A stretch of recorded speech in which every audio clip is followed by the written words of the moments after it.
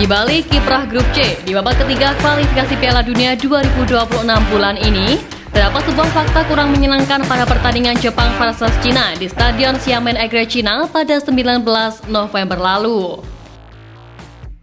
Meski Jepang berhasil meraih kemenangan meyakinkan di laga itu, tetapi ulah tak sportif dari supporter tuan rumah yang mencemooh lagu kebangsaan Jepang dan penggunaan laser pointer ke para pemain di lapangan sangat disayangkan harus terjadi lagi.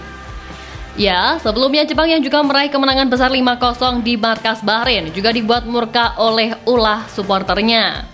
Pelatih timnas Jepang Hajime Moriyasu bahkan sampai murka dengan kelakuan usil supporter Bahrain di stadion, di mana mulai dari laser, peluit, mereka bahkan juga mengajak lagu kebangsaan Jepang yang sedang diputar sebelum laga di matchday kedua September lalu. Tentu dengan terjadinya hal yang berulang ini makin membuat Moriyasu geram bukan main. Pelatih berusia 56 tahun itu menegaskan bahwa penggunaan laser pointer ini sangat berbahaya bagi pemain.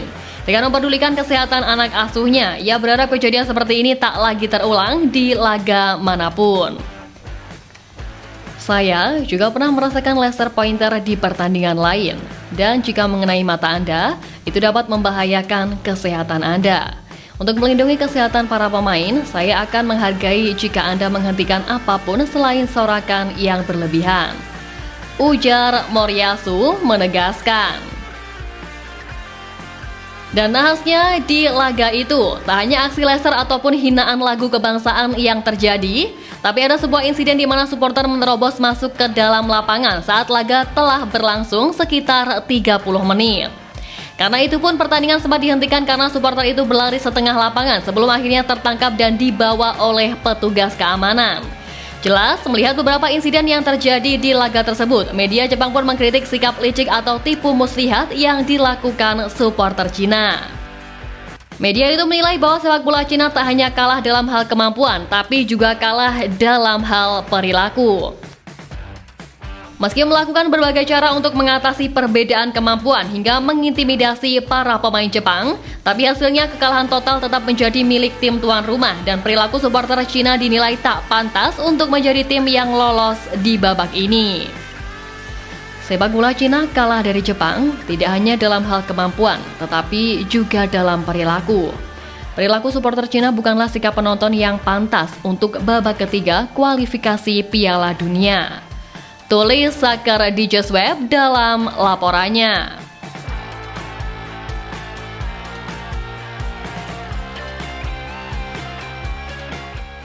Dan karena kejadian ini pula, dunia sepak bola Asia pun kembali memanas.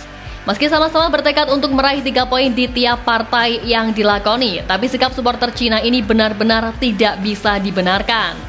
Bahkan, supporter Cina mendapat label buruk dari beberapa media Asia, di mana para media ini menjuluki para supporter Cina dengan julukan fans tanpa etika.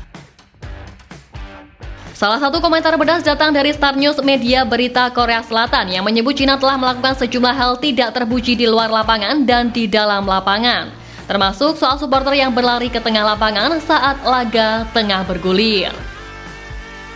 Kemudian media Jepang Football Zone bahkan mencatat sejumlah poin tentang tingkah laku tidak senonoh para supporter yang menunjukkan ketidaksenangannya atas perilaku supporter Cina. Dan menanggapi soal insiden itu pun mantan bek timnas Jepang yakni Yuzo Kurihara berharap FIFA melakukan tindakan tegas dengan memberikan hukuman berat agar tidak terjadi lagi di masa mendatang. Dan karena kejadian ini, media Cina 163.com pun khawatir tim nasional mereka mendapat hukuman berat dari FIFA seperti pengurangan poin ataupun skorsing. Kekhawatiran media Cina itu tentunya juga bukan tanpa alasan, sebab FIFA juga resmi menjatuhi sanksi kepada PSSI-nya Bahrain buntut teror sinar laser supporter timnas Bahrain saat melawan timnas Jepang September lalu. Buntut kejadian itu, FIFA menjatuhkan hukuman kepada Federasi Sepak Bola Bahrain berupa denda sebesar 4.000 dinar atau setara 183 juta rupiah yang diumumkan langsung lewat unggahan BFA di Instagram resminya. Ya, apa yang dilakukan oleh supporter Cina ini sejatinya pun juga bisa dibilang sebuah kelakuan bodoh. Bisa-bisanya mereka ini malah mengulangi kesalahan negara sebelah, bahkan perilakunya lebih parah. Jepang yang terus menjadi korban atas aksi tak beretika ini pun sontak langsung membandingkan dengan sikap supporter timnas Indonesia yang notabene memiliki basis terbesar di Asia. Media Jepang Soccer Digest memuji perilaku supporter timnas Indonesia yang tak neko-neko meskipun antusiasmenya benar-benar tinggi. Mereka menyoroti bagaimana fans Garuda terus memberikan dukungannya meski timnya harus menderita 4 gol di laga kemarin. Soccer Digest juga menyoroti perbedaan yang terjadi ketika melawat ke Bahrain dan Indonesia, di mana kala menumbangkan Bahrain, hanya sedikit penonton yang bangkit dari tempat duduknya dan bahkan sepi saat pertandingan berakhir. Sementara di Indonesia, masih banyak supporter Garuda yang berada di stadion untuk bersama-sama menyanyikan lagu kebangsaan bersama pemain, dan bahkan mereka tidak beranjak meski skuad Garuda dipermalukan di kandang sendiri. Hal ini lantas membuat media Jepang kagum, sebab tak hanya puluhan ribu supporter hadir untuk mendukung negaranya, tapi mereka juga menunjukkan perilaku terpuji tanpa menghina ataupun merasa tak terima usai dikalahkan Jepang.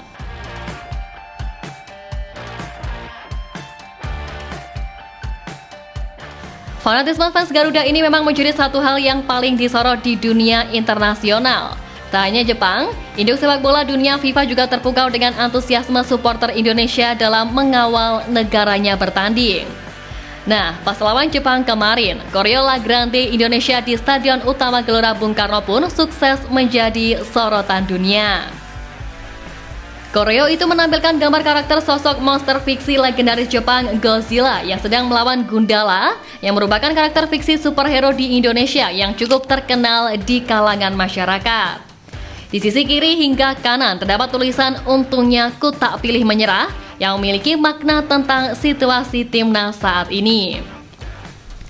FIFA bahkan turut mengunggah foto koreo La Grande Indonesia yang bertemakan Godzilla vs Gundala di akun Instagram resminya pada Minggu 17 November lalu dengan caption "Beautiful Atmosphere at Gelora Bung Karno".